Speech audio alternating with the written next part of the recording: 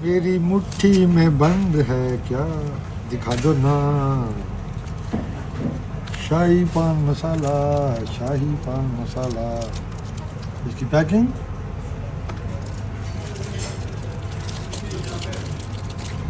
और ये हो जाएगा पान।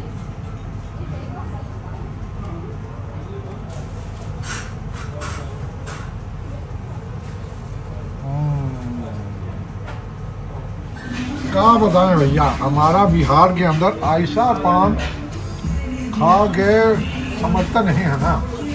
कभी आइए तो सही यहाँ पे पान खाने के लिए ढाबा के अंदर, फिर आपको पता चलेगा। कोनो फिक्र करने का जरूरत नहीं है कि पान अच्छा है या बुरा है। अरे खावत रहेंगे तो समझ आएंगे ना, ऐसे कैसे पता चलेगा। मन को संतुष्टि भी मिलेगी, मन के अंदर आंदोलन आ जाएगा।